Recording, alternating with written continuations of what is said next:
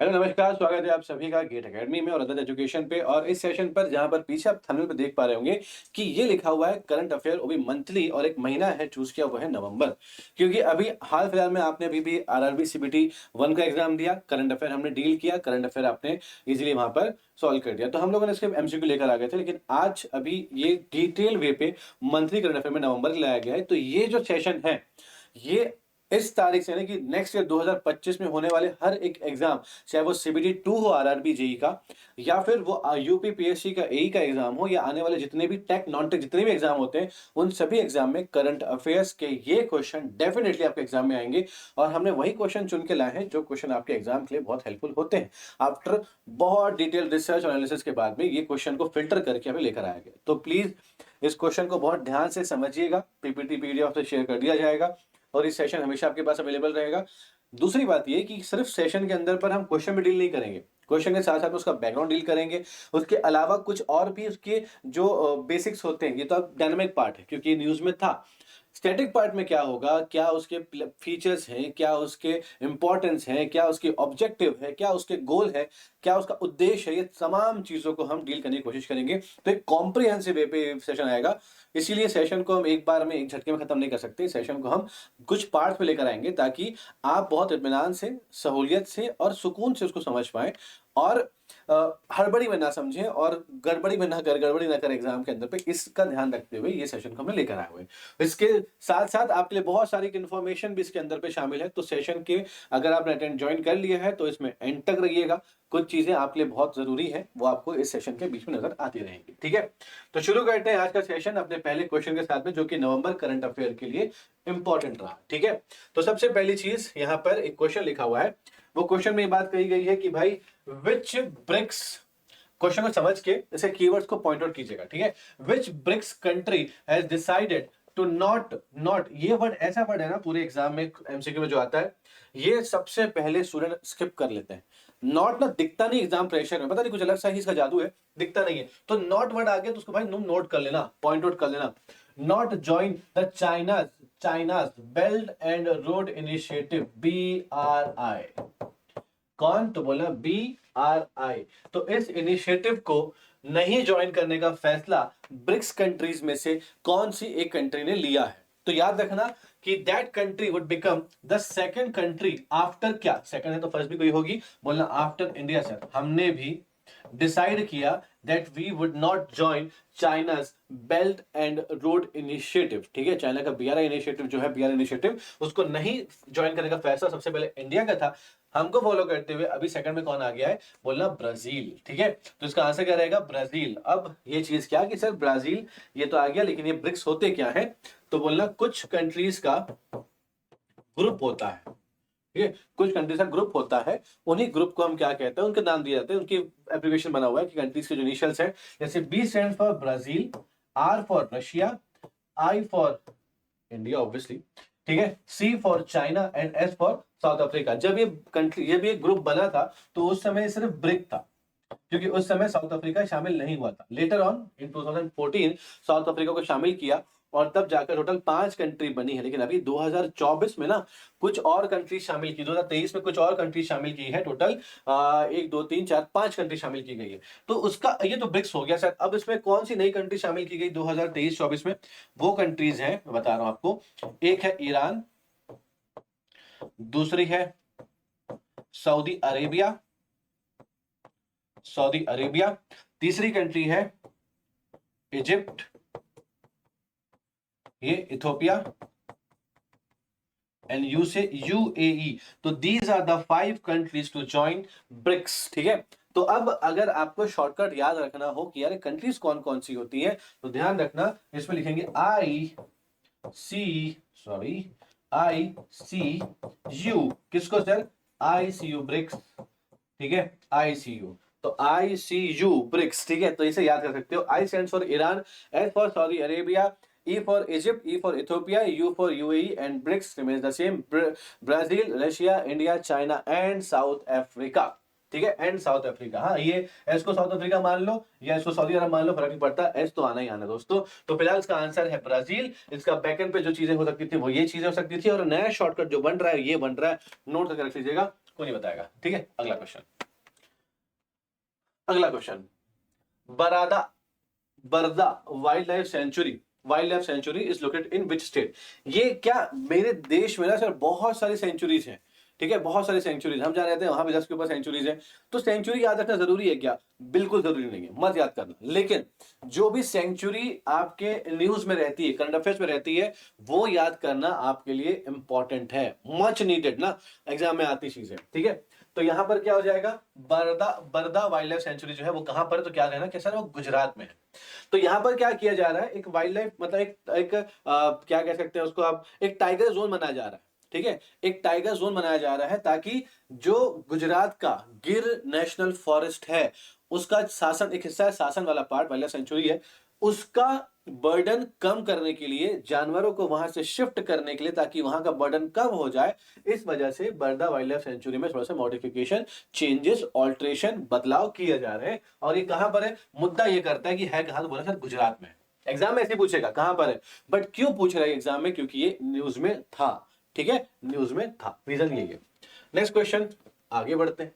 Government has approved and ₹177 CR project to develop Muthalapozhi harbour in कहां पर? ठीक है। तो ये क्वेश्चन जो आ रहे हैं ना, ये गवर्नमेंट के इनिशिएटिव्स होते हैं, गवर्नमेंट की कुछ फंडिंग्स होती हैं, गवर्नमेंट की कुछ स्पॉन्सरशिप होती है। तो ये जो क्वेश्चंस आते हैं इसमें अब एग्जामिनर क्या करते हैं, इस क्वेश्चन का यूज करके उसको जीएस के फॉर्म में कन्वर्ट करके ज्योग्राफी में लाके पूछ लेते हैं। तो लोकेशन पूछा मतलब ज्योग्राफी पूछा, कहां कहां मतलब ज्योग्राफी, कब कब मतलब हिस्ट्री, ठीक है। तो कब कब कहां कहां, ज्योग्राफी हिस्ट्री साथ चलती हैं। तो याद रखना ये कौन सा है, तो बोलना ये मुतलापोजी हार्बर, बंदरगाह जो है सर ये कहां पर है? तो आंसर जो रहेगा वो है आपका थिरुवनंतपुरम। थिरुवनंतपुरम कौन से स्टेट के अंदर में आएगा? तो क्या कहोगे, it comes under Kerala state, Thiruvananthapuram में, ठीक है। यहां पे अप्रूव किया, क्या करने के लिए? इस हार्बर को डेवलप करने के लिए, इस हार्बर में क्या करने के लिए, उसको अपग्रेड करने के लिए 177 CR का टारगेट दिया गया, जिसमें से 106 CR, अप्रोक्स 10.2 भी है, मैं नहीं लगा रहा हूं, अप्रोक्स 106 CR जो है, और 71 जो CR है ये अलग अलग जगह पे दिए जा रहे हैं। 106 CR जो है दोस्तों, वो जो खर्चे किए जा रहे हैं ये कर रहा है कौन? ये कर रही सेंट्रल गवर्नमेंट। सेंट्रल गवर्नमेंट का एक स्कीम आई थी, ठीक है, मत्स्य संपदा योजना, प्रधानमंत्री मत्स्य संपदा योजना, यानी कि फिशरी को अपग्रेड करने के लिए, उसको बूस्ट करने के लिए, उसको और एनहांस करने के लिए मत्स्य संपदा स्कीम आई थी। उस स्कीम का पैसा यहां पर 106 करोड़ रुपए सेंट्रल गवर्नमेंट देगी, कहां पे? यहां पर मुथापोलिजोई में, पोजी में, क्या करने के लिए? डेवलपमेंट करेंगे इस हार्बर को। बाकी 71 CR जो है वो स्टेट गवर्नमेंट यहां पर फाइनेंस मतलब क्या करेगी? इन्वेस्ट करेगी। तो इस तरीके से इसको डिवाइड भी किया गया। बहरहाल इतना डिटेल में नहीं जाएगा, बट पता होना चाहिए कि स्कीम, तो आपने यहां से ना एक बात जो कि आप सुन के समझ सकते हैं, उसको नोट कर सकते हैं अगर आप बहुत अटेंटिव है यहाँ पे। तो मैंने बताया एक नाम, पीएम मत्स्य संपदा, ठीक है, मत्स्य संपदा, ये स्कीम जो है ना ये आपको याद रखनी पड़ेगी, ठीक है। क्वेश्चन कुछ और पूछा, न्यूज में कुछ और था, लेकिन हमसे कुछ और पूछ सकता है। तो आपको सारे के सारे वेपन्स को ना अपने को क्या रखना है? एकदम रेडी रखने का। सर कभी पूछे, कुछ भी पूछे, अपने को आंसर पता होना चाहिए। चलिए अगला क्वेश्चन रहेगा, where has the India's first writers village inaugurated in Uttarakhand? In Uttarakhand, ठीक है, बताइए।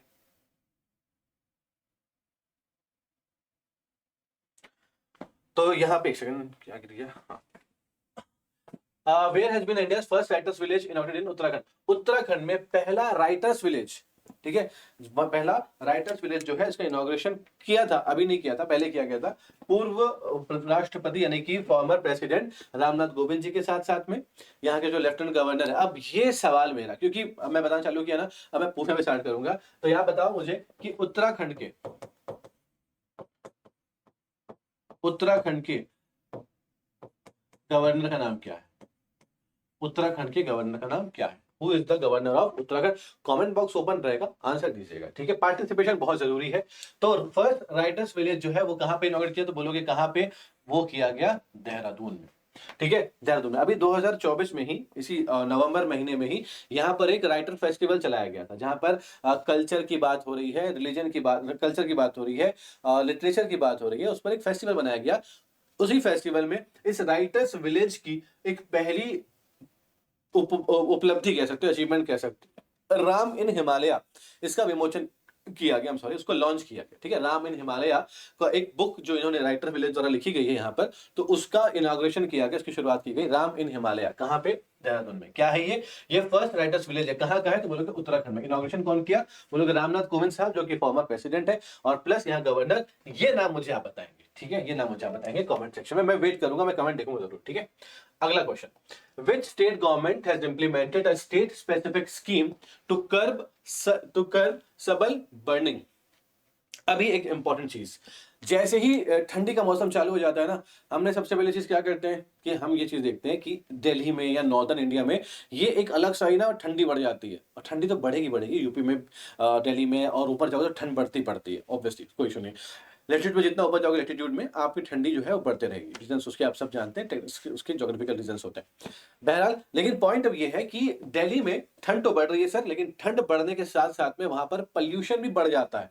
आप देखोगे बच्चे मास्क में स्कूल जा रहे हैं, कोहरा छाया हुआ है, पोल्यूशन। ठंडक बर्दाश्त कर सकते हैं, ठंड को से बचा जा सकता है, लेकिन पोल्यूशन जो नाक में घुस रहा है, मुंह में घुस रहा है, उससे कैसे अपने आप को सेफ रखें, इसके लिए सबसे इंपॉर्टेंट चीज जो होती है वो क्या होती है, रीजन जो होता है वहां पर पोल्यूशन का, वो होता है आसपास के राज्यों से, यानी कि हरियाणा जो राज्य है जहां पर, और पंजाब जो राज्य है, मुख्यतः हरियाणा की बात करें, वहां पर जो ये पराली जलाई जाती है, जिस जलाने की वजह से धुआं ऊपर जाता है, और वो धुआं हवा की वजह से वो दिल्ली की तरफ शिफ्ट हो जाता है, क्योंकि मूवमेंट ऑफ एयर जो रहता है वो ऊपर में रहता है, वहां से दिल्ली में शिफ्ट होता है। और क्योंकि हवा भारी होती है गर्मी के समय, गर्म हवा हल्की होकर ऊपर जाती है, ऊपर जाने के बाद वो भारी होती है, ट्रोपोस्फियर में रहती है, वहां से वो ठंड, जब भारी कोई चीज अगर भारी लगे तो क्या होगी, वो नीचे गिरना चाहेगी, ग्रेविटी जल्दी खींच लेगी, हल्की चीज धीरे धीरे धीरे नीचे आएगी, है ना। एक कागज को छोड़िए, एक पेन को छोड़िएगा, तो पेन जल्दी नीचे गिरेगा एज कंपेयर टू कागज। तो कागज हल्का होता है, पेन भारी हो जाता है। उसी तरीके से जब हवा ऊपर जाके ठंडी होती है तो वो भारी होती है, भारी हवा नीचे उतरती है, और यहाँ पर पोल्यूशन क्रिएट हो जाता है। उस जो एमिट किया गया, जो वहां पे वो जो पोल्यूटेड पार्ट है, पार्टिकल्स है, वो सब नीचे आते हैं, और यहाँ पर दिल्ली वाले एरिया में खासतौर से पोल्यूशन ज्यादा हो जाता है। इसी को रोकने के लिए गवर्नमेंट ने क्या किया है, एक स्टेट स्पेसिफिक स्कीम बनाई गई। स्टेट मतलब ये हर जगह लागू नहीं होगी, ये सिर्फ और सिर्फ उसी राज्य में लागू होगी जिसका नाम क्या है, हरियाणा है।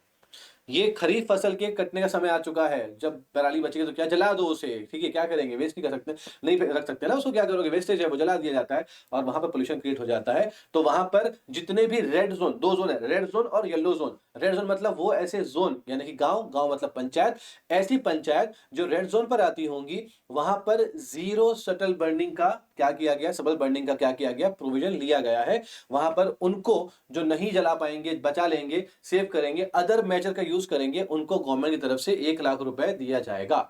और जो येलो जोन की पंचायत है जहां पर इस बर्निंग को रोका जाएगा, वहां पर 50,000 रुपए दिए जाएंगे उन पंचायत को, इसको ठिकाने लगाने के लिए, रादर देन जलाने से, ठीक है। आई होप क्लियर हो गया होगा। तो ये आंसर क्या रहेगा, हरियाणा रहेगा, ठीक है। ये कहां का इश्यू है, ये हरियाणा का इश्यू है। इसका नुकसान कौन झेलता है, दिल्ली झेलता है बहुत ज्यादा। चलिए आगे बढ़ते हैं सर, अगले क्वेश्चन पे, sir and madam both. Where was the U23 world wrestling championship 2024 held. Sports एक बहुत इंपॉर्टेंट टॉपिक है, खास तौर से अगर मैं बोलूं आरआरबी के लिए, तो स्पोर्ट्स इंपॉर्टेंट है, ठीक है। स्पोर्ट्स इंपॉर्टेंट है, आरआरबी का फेवरेट टॉपिक है sports. Authors, books launching, awards, ये सब बड़े इंपॉर्टेंट टॉपिक होते हैं, ठीक है। तो ये आपके लिए इंपॉर्टेंट होगा। ये जो पूरा सेशन है ना, ये सिर्फ एक पर्टिकुलर एग्जाम के लिए नहीं है, ये उन तमाम लोगों के लिए है जो हर तरह के एग्जाम अभी दे रहे हैं, ठीक। चलिए, तो यहां पर क्या लिखा होगा, ये वर्ल्ड रेसलिंग चैंपियनशिप 2023 कहां पे, तो बोलना U23 में, ये हुआ अल्बानिया में। कहां पे हुआ सर मैडम, अल्बानिया में हुआ। और हमने पार्टिसिपेट किया था क्या, हमने पार्टिसिपेट किया था। जितने भी 23 साल या उससे कम के जो हमारे रेसलर्स हैं वो सब पार्टिसिपेट करते हैं, और हम लोगों ने 9 मेडल्स अचीव किए यहाँ पर, ठीक है। इंडिया गॉट, मैं अगर लिख रहा हूँ मैडम मतलब बाय डिफॉल्ट इंडिया की बात कर रहा हूँ, है ना, क्योंकि इंडियन जीएसई आना है अपने को, करंट अफेयर ही आना है। मेडल्स में से जो एक था वो गोल्ड था, एक सिल्वर था, and 7 are the bronze medal, तो ये 3 चीजें याद रखें। ये नहीं याद रखो तो भी चल जाएगा, बट अल्बानिया याद रखना। और इंडिया ने 9 मेडल्स लिए थे अंडर 23 वर्ल्ड रेसलिंग चैंपियनशिप में, जो कि अल्बानिया में हुई थी, ठीक है। आई होप यहां तक पॉइंट क्लियर हो चुका होगा। नेक्स्ट पॉइंट की तरफ बढ़ेंगे तो मिलेगा ये पॉइंट, ठीक है। ये है एक इंपॉर्टेंट सी इंफॉर्मेशन आप सभी के, जो मैंने कहा था बताने वाला हूं, कि गेट एकेडमी ने आप सभी के लिए एक बहुत सुंदर सा कोर्स डिजाइन किया था। उस कोर्स के अंदर पे CBT1 आरआरबी जेई का और CBT2 आरआरबी जेई का दोनों चीजें शामिल थी। बहुत नॉमिनल कॉस्ट में, वो था 777 रुपीज में, ठीक है, 777 रुपए में, जहां पर आपको detail syllabus trust me details मतलब कुछ नहीं चाहिए उसके अलावा ना, डिटेल सिलेबस मिल रहा था और साथ-साथ में आपको लाइव क्लासेस भी, सॉरी, सब साथ-साथ में आपको रिकॉर्ड क्लास पूरी मिली थी और A to Z technical plus non technical ये दोनों चीजें आपको दी गई थी। तो ये शायद ही मेरे ख्याल से लगता है मुझे कि देश में कोई ऐसा कर रहा होगा, हमने किया था, हम कर रहे हैं। अगर आपने सीबीटी 1 दिया जो ऑलरेडी हो चुका है, तो आपने अगर सीबीटी 1 क्लियर करने का सोच लिया है, हो रहा होगा, नंबर अच्छे आ रहे होंगे, ज़ाहिर-सी बात है, तो आप लोग सीबीटी 2 में जाएँगे, जहाँ पर 150 मार्क्स के क्वेश्चन आने वाले, 150 मार्क्स का पेपर होने वाला है, क्वेश्चन पेपर होने वाला है। 50 क्वेश्चन नॉन टेक वाले, 100 क्वेश्चन 100 क्वेश्चन आपके टेक्निकल पार्ट वाले, चाहे सिविल के हो, मैकेनिकल के हो, इलेक्ट्रिकल के, इलेक्ट्रॉनिक्स के हो। तो ये क्वेश्चन 100 आएँगे, तो उन 100 क्वेश्चन के लिए भी आपको टेक्निकल पढ़ना पड़ेगा। उसको पढ़ने के लिए आपके पास गेट अकेडमी से अच्छा नाम कोई ऑब्वियसली नहीं मिलने वाला है। तो आप हमारे साथ जुड़ सकते हैं अभी भी और इस एग्जाम पे अपीयर हो सकते हैं। लिंक पर क्लिक, इस पे आप स्कैन करके आगे बढ़ सकते हैं, ठीक है। अगर आप ले रहे हैं सीबीटी 2 तो आपके लिए भैया है नेविगेटर, क्योंकि आपकी सक्सेस का रास्ता जो है ना वो गुजरेगा यहीं से। उस नेविगेटर को अगर आपने चाहिए जिसमें आपके पास टेक्निकल की पूरी डिटेल क्वेश्चंस होंगे विद डिटेल सॉल्यूशन होंगे, 4000 से ऊपर क्वेश्चन होंगे, 2014, 15, 19 के पीवाईक्यूज भी होंगे और आपको प्रैक्टिस क्वेश्चन मिलेंगे और कहीं ना कहीं पे उन्हीं क्वेश्चन में से एग्जाम में क्वेश्चन मिलेंगे। तो देर किस बात की है? अगर आप अलग अलग ब्रांच वाले, अगर आप इलेक्ट्रॉनिक्स वाले हैं तो स्कैन कर लीजिए फटाफट, ठीक है। ई बुक मिल जाएगी आपको एट जस्ट 333 रुपीज, और क्या चाहिए, इंक्लूडिंग जीएसटी भाई साहब, ठीक। इसके अलावा आपको मैकेनिकल पे चाहिए तो मैं हट जाता हूं, आप यहाँ पे स्कैन कर लीजिएगा तो आपको मिल जाएगा 4000 सुपर क्वेश्चन। अगर आप अलग अलग ब्रांच के तो आपको सब चीज मिल सकती है, गेट अकेडमी की ऐप को डाउनलोड कर लीजिएगा, ठीक है। इसके अलावा सीजीपी आपको सब इंस्पेक्टर की पोस्ट 304 पोस्ट आई है। अगर आप सिविल के हैं तो आपके पास एक और मौका है सरकारी नौकरी पाने का, ठीक है। छत्तीसगढ़ व्यापम के द्वारा वो भी ले सकते हैं आप कोर्स, सिर्फ 777 के अंदर में। दूसरा कोर्स है जो आरपीएससी है, राजस्थान का पीएससी असिस्टेंट इंजीनियर, जहां अगर इलेक्ट्रिकल ब्रांच वाले हैं तो भी आप ये पोस्ट ले सकते हैं एट जस्ट 777 रुपीज, ठीक है। क्या चाहिए और क्या चाहिए और, ठीक है। चलो फटाफट चलते हैं अगले क्वेश्चन पे। तो आप कंफ्यूज मत होना, परेशान मत होना, आपको एक ही वन स्टॉप सॉल्यूशन होता है दोस्त, ठीक है। एक जगह जाने का है, पढ़ने का है, बस एग्जाम देने जाना है, एग्जाम निकालना है और कुछ नहीं। दिमाग जितना फैलाओगे ना उतना ज्यादा परेशान हो जाओगे। इस ये बात ही नहीं है कहीं पर कि देश में ना मतलब आपके पास कंटेंट नहीं है, बहुत कंटेंट फैले हुए हैं यार, यूट्यूब में है, गूगल में, बट एक सक्सेसफुल पर्सन वही होता है जो सिलेक्ट कर पाता है what to choose and what not to choose.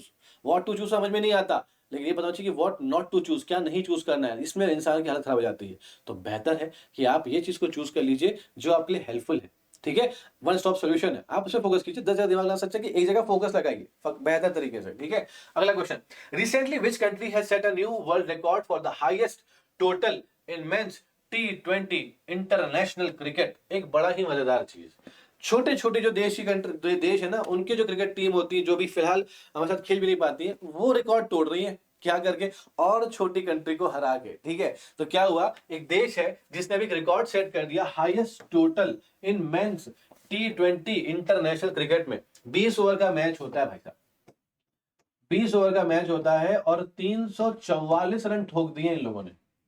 344 run ठोक दिए हैं 20 ओवर में, मतलब 50 ओवर में नहीं बनते थे इतने रन जितने 20 ओवर में, पागल हो गए हैं, ठीक है।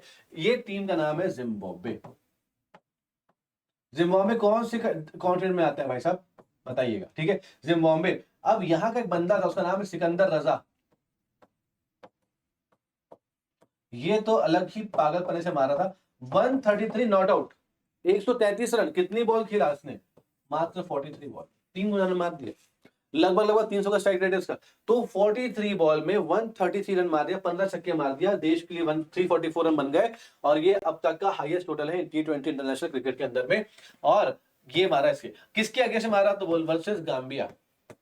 ये तो और छोटा सस्ता देश, मतलब कमजोर टीम वाला देश है, बट ठीक है, जिम्बाब्वे ने मार दिया, ठुक दिया। इसके लिए रिकॉर्ड था नेपाल के साथ में, नेपाल ने 314 रन बनाए थे, वो हाईएस्ट टोटल था, लेकिन अब जिम्बाब्वे निकल गया उससे कहीं आगे, ठीक है। चलिए आगे बढ़ते हैं। क्रिकेट क्या है, मतलब भावनात्मक हो जाते हैं ना, तो इमोशन जुड़ जाते हैं, तो लगता है कि नहीं, बॉलर का नाम बता दो, बैट्समैन का नाम बता दो, देश का नाम बता दो, पुराना रिकॉर्ड बता दो, बट ठीक है यार, इतना ज्यादा नहीं बता सकते हैं क्योंकि जितना पूछेगा नहीं उसका बताने के रेलेवेंट नहीं है एग्जाम के लिए। अगला क्वेश्चन, सर्वम AI has launched a new language model for dash Indian languages. सर्वम एआई, सर्वम इसने क्या किया, एक एआई लॉन्च किया जिसके अंदर में एक लैंग्वेज मॉडल, जिसमें इंडियन लैंग्वेज की 10 लैंग्वेज, हमारे यहाँ टोटल कॉन्स्टिट्यूशन के अकॉर्डिंग, हमारे शेड्यूल नंबर 8 के हिसाब से देश में 22 ऑफिशियल लैंग्वेजेस हैं, 22 ऑफिशियल लैंग्वेजेस हैं, इनिशियली यानी कि ओरिजिनल कॉन्स्टिट्यूशन में 14 लैंग्वेज हुआ करती थी, बाद में 8 लैंग्वेजेस को और शामिल किया गया। सिंधी पहले आई, फिर उसके बाद नेपाली, मणिपुरी, कोंकणी आती है, फिर 4 लैंग्वेज और आती है, बोडो, डोगरी, मैथिली और संथाली ये आती है। 22 लैंग्वेज है, इसमें से 10 लैंग्वेज को सर्वम एआई के अंदर क्या किया गया, इसमें इंक्लूड किया गया। कौन कौन सी है, अगर चाहे तो लिख लीजिएगा। सबसे पहले तमिल, कन्नड़, तेलुगु एंड मलयालम। ये 4 लैंग्वेज तो आ गई, और याद रखना चारों साउथ इंडियन लैंग्वेजेस है, चारों साउथ इंडियन लैंग्वेजेस है। इसके अलावा ये है सर आपका ईस्ट, ये है आपका वेस्ट। ठीक है, यहां पर बंगाली, यहां पर उड़िया, ये 2 लैंग्वेज आ गए। वेस्ट में जब आ गए सर तो यहां पर मराठी एंड गुजराती। कितनी लैंग्वेज हो गई, 8 लैंग्वेज हो गई। ऊपर चले गए चलते फट्टे, पंजाबी एक लैंग्वेज हो गई, और क्योंकि भारत में रहते हैं तो हिंदी तो बोलना ही पड़ेगा ना, हिंदी तो आनी चाहिए ना दोस्त। तो 10 लैंग्वेज ये है जो कि शामिल की गई है इस सर्वम एआई लैंग्वेज मॉडल के अंदर में। ठीक है, याद रख लीजिएगा, इंपॉर्टेंट है। ये 4 तो आपको पता है कि साउथ की 4 लैंग्वेज हो गई, तमिल, तेलुगु, कन्नड़ और मलयालम। इधर पे गए तो बंगाली और उड़िया, इधर पे गए तो मराठी और गुजराती, ऊपर में गए तो पंजाबी, नीचे बाकी पूरे देश की बात है तो इंडिया। ठीक, 10 याद रखेंगे बस। ठीक है, और आंसर रहेगा इसका ऑप्शन नंबर ए। क्लियर। अगला question, who has been appointed as the new chairman of airport authority of India. Technical बंदे हैं आप सबके सब, तो ये एग्जाम तो देते ही होंगे, एआई का एग्जाम जो होता है, क्योंकि हमने भी दिया था अपने ग्रेजुएशन के बाद में, बीई के बाद में। ठीक है, तो ये ऐसा एग्जाम था कि जो सबको देते हैं और बहुत से प्लेस भी हो जाते हैं, मतलब लग भी जाते हैं उसमें। विपिन कुमार साहब जो है उनको अपॉइंट किया गया as a new chairman of airport authority of India, AAI. ठीक, विपिन कुमार, ये आपके एक IAS officer. Next question, where was the 2024 edition of the embassy flagship diaspora engagement program प्रवासी परिचय inaugurated? ठीक है, 2024 एडिशन का एम्बेसीज क्या होती है कि हमारे देश की एग्जांपल कि आप घूमने गए सर, आप घूमने चले गए जर्मनी। ठीक है, जर्मनी में किसी ने क्या किया, आपका पासपोर्ट चोरी कर लिया, भाग गया यहाँ से, पैसे सब चले गए, पूरा वॉलेट चला गया आपका। अब क्या करोगे, अनजान देश में कोई है तुम्हारा, तुमको सहारा देने वाला, तो बोलना हाँ है सर, मेरे देश का एक दूतावास, मेरे देश की एक एम्बेसी जो वहां पर मौजूद है, मैं जाऊंगा तो मेरी समस्या का समाधान वहां पर मिल जाएगा, जो मेरी भाषा समझ पाएंगे, जो मेरी लैंग्वेज समझ पाएंगे, जो मेरी भावना को समझ पाएंगे, अपनेपन से काम हो पाएगा। तो वो एम्बेसीज होती है, दूतावास होता है। वहीं पर कहां पर, तो इसका ये होता है एम्बेसीज। तो एम्बेसी का ये फ्लैगशिप है डायस्पोरा एंगेजमेंट। डायस्पोरा मतलब क्या होता है, वो लोग जो इस देश से, मतलब अपने देश से कहीं और जाते हैं। ठीक है, जैसे तो अगर मैं जाऊंगा जर्मनी तो क्या बोलूंगा, इंडियन डायस्पोरा। इंडियन डायस्पोरा मतलब जितने भी भारत से आए हुए लोग हैं उनका ग्रुप जो हो जाता है, इन शॉर्ट उसको हम क्या कहते हैं, इंडियन डायस्पोरा कहते हैं। उसी तरीके से ये बोला जा रहा है कि एम्बेसी का एक फ्लैगशिप मतलब एकदम इंपॉर्टेंट, सबसे इंपॉर्टेंट अम्ब्रेला स्कीम होती है, इसके अंदर बहुत सारी चीजें शामिल हो जाती है। डायस्पोरा मतलब जो भी लोग इस देश से वहां गए हुए होते हैं, उनका एंगेजमेंट, उनको मिलाकर आपस में मेल जोल बनाएंगे। हम जहां भी रहें वहां पे क्या रहें, यूनाइटेड रहें। ठीक है, हम जहां भी रहें वहां पे एक होके रहें, यूनाइट होके रहें, यही रीजन होता है। यही हमारे चाह देश के अंदर भी है, जब देश के बाहर रहते हैं कहीं पर तो वहां भी ये रहती है, तो उसको एंगेजमेंट करके सबको इंक्लूड रखना। तो एक प्रोग्राम चलाया जाता है प्रवासी परिचय। इसका इनॉग्रेशन कहां पे किया गया, एक सवाल पूछा गया। ठीक है, तो ये दोस्तों ये किया गया है सऊदी अरेबिया में। कहां पे किया गया है, ये किया गया है सऊदी अरेबिया में, सऊदी अरेबिया में। ठीक है, नेक्स्ट क्वेश्चन की तरफ चलते हैं। अगला question, Spanish president Pedro Sanchez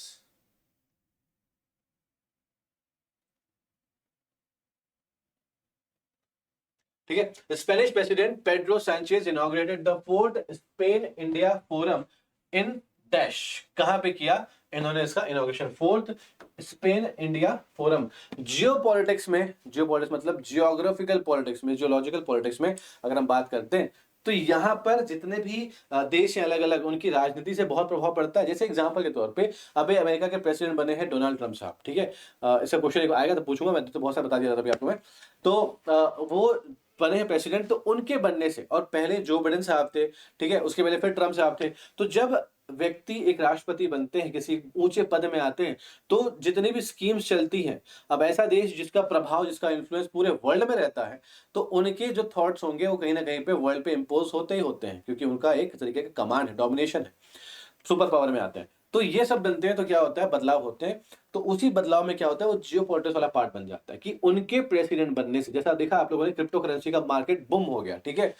तो कहीं न कहीं पे देश में भी क्रिप्टो को बहुत अलग-अलग वेटेज मिलेगा। एआई पर बहुत बड़ा काम कर रहा है, एक इंडियन को अपना एआई एडवाइज़र, सीनियर एडवाइज़र रखा है जो एक इंडियन है, जिनके पास में कभी कंप्यूटर नहीं हुआ करता था, उनको नेट चलाने का मौका नहीं मिला, लेकिन आज वो व्यक्ति एआई एडवाइज़र है प्रेसिडेंट ट्रम्प के, ठीक है? बहुत बड़ी उपलब्धि है हमारे देश के व्यक्ति के लिए। बहरहाल, ठीक है? तो उसके अलावा बहुत सारी चीज़, मतलब एआई पे काम होगा अगले 4 सालों में, क्योंकि वहाँ से चीज़ें बूस्ट होंगी, क्रिप्टो पे काम होगा, तो ये होगा जियोपॉलिटिक्स। तो उसी तरीके से इंडियन स्पेन का भी क्या होता है, एक संबंध बना हुआ है कि हमारे साथ आपका एक पॉलिटिकल संबंध कैसा रहेगा, हमारे साथ आपका टेक्नोलॉजिकल संबंध कैसा रहेगा, हमारे आपके साथ डिफेंस टाइज कैसे रहेंगी। तो उसका एक फोरम मीटिंग होती है और वो हुई थी कहाँ पर, हैदराबाद में, ठीक है। ये कहाँ पे हुई थी, हैदराबाद में। चलिए आगे बढ़ते हैं अगले क्वेश्चन की तरफ में।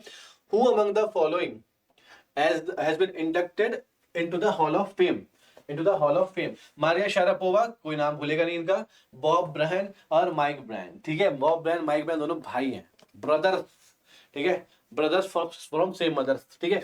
मारिया शारापोवा किस देश की है, शी इज अ रशियन, ठीक है। तो ये पहली रशियन है जो कि इस वर्ल्ड रैंकिंग में ऐसी पहली रशियन फीमेल है जो वर्ल्ड रैंकिंग में टॉप में आई थी। किसमें, किसकी बात करो, स्पोर्ट की, टेनिस में, ठीक है। कई लोग की क्रश हुआ करती थी मारिया शारापोवा, ठीक है। अभी तो नहीं पता, लेकिन ठीक है, पहले हुआ करती थी, बॉब ब्रायन और माइक ब्रायन। तो ये सब लोग, ये तीनों के तीनों जो है, इनको हॉल ऑफ फेम में क्या किया गया है, इंडक्ट किया गया है। ऑफिशियली 2025 में उसको किया जाएगा, लेकिन अभी नाम डिक्लेयर कर दिया कि भाई बॉब और माइक दोनों ब्रायन ब्रदर्स आएंगे और साथ में मारिया शारापोवा भी आएंगे, ठीक है। दोनों भाई ने डबल्स में बहुत अच्छा परफॉर्म किया, पूरे वर्ल्ड में टॉप रैंकिंग में आ चुके हैं। तो इनको अब हॉल ऑफ फेम पे, मतलब एक ऐसी जगह जहां पर कि एक वक्त में बहुत अच्छा कारनामा किया, आप अपने आप में यूनिक प्लेयर हुआ करते थे, आपने बहुत से रिकॉर्ड्स ब्रेक किए हैं, उस देश के पहले निकल कर आए हो, ऐसे करके जो लोग कुछ हासिल किया होता है, इनको ये हॉल ऑफ फेम में जगह मिलती है, दीवार में इनकी फोटो लगा दी जाती है, ठीक है, यादगार। Who won the 2024 Men's Ballon d'Or Award?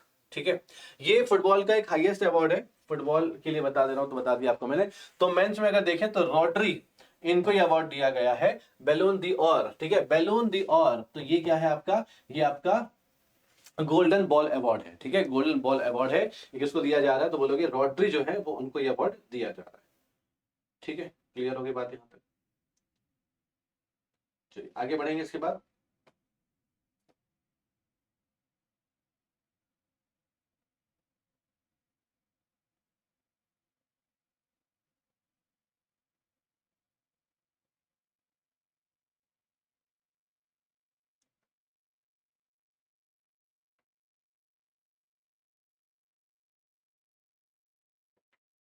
ठीक है, चलो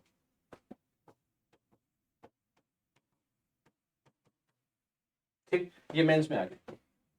अगर एक बात करूं कि भैया फीमेल किसको मिला हुआ है, तो याद रखना फीमेल मिला हुआ है इनको, एताना बोनमाती को, ठीक है। अगर ये मेंस की बात हुई तो रॉड्री नाम आएगा, अगर ये वुमेन्स की बात होती है तो ये अवार्ड जो है ये किसको दिया जाएगा, एताना बोनमाती को, एताना बोनमाती। ये बलून दी और मेरी जबानी पड़ जाती है, ठीक है। तो कहाँ गए, ये बोला फ्रांस में दिया जाता है सर, फ्रांस में दिया जाता है बैलून दियोर, ठीक है। रॉड्री जो कि मेंस में दिया गया उनको ये बैलून दियोर अवार्ड, और दूसरी जो है एताना बोनमाती, ठीक है, एताना बोनमाती, ये फीमेल फुटबॉलर है जिनको ये अवार्ड दिया जाने वाला है। वेरी इंपॉर्टेंट, नोट करके रख लीजिएगा, ठीक है। अगला, जो इंटरनेशनल अवार्ड्स होते हैं जो साल में एक बार दिए जाते हैं, बेस्ट प्लेयर को, इंटरनेशनल प्लेयर को, ये सब थोड़ा सा याद में रख लीजिएगा। अगला question, what is the India's rank in FIFA ranking 2024 release in October 2024? बताइए क्या रैंकिंग है हमारी।